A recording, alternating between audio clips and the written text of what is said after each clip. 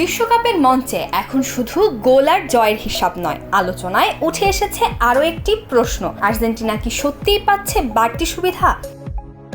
Lionel মেসিদের প্রতিটি ম্যাচেই নজর থাকে কোটি সমর্থকের, আর কোনো সিদ্ধান্ত বিতর্কিত হলেই শুরু হয় ঝড়। সামাজিক যোগাযোগ মাধ্যম থেকে সাবেক ফুটবলারদের আলোচনায় ঘুরছে একই প্রশ্ন, রেফারির বাঁশি কি একটু বেশি সহানুভূতিশীল আর্জেন্টিনার জন্য?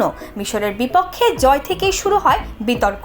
এরপর সুইজারল্যান্ডের বিপক্ষের ম্যাচে ব্রিল অ্যাম্বলককে লাল কার্ড দেখানোর সিদ্ধান্ত আরও আগুনে ঘি ঢালে। অনেকের দাবি, গুরুত্বপূর্ণ মুহূর্তে আর্জেন্টিনার পক্ষে গেছে সিদ্ধান্ত, কিন্তু পরিসংখ্যান বলছে অন্য কথা।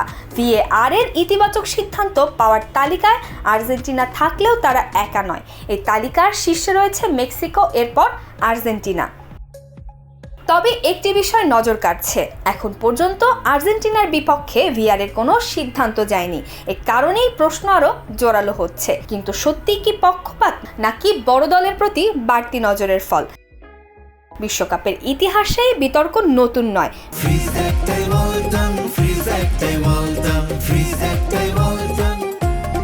মেসির মতো মহাতারকা থাকায় আর্জেন্টিনাকে ঘিরে আলোচনাও তাই আরও বেশি। শেষ পর্যন্ত উত্তর দেবে মাঠের লড়াই, কারণ বিশ্বকাপে বিতর্ক যতই থাকুক, চূড়ান্ত বিচার হয় পারফরমেন্সেই।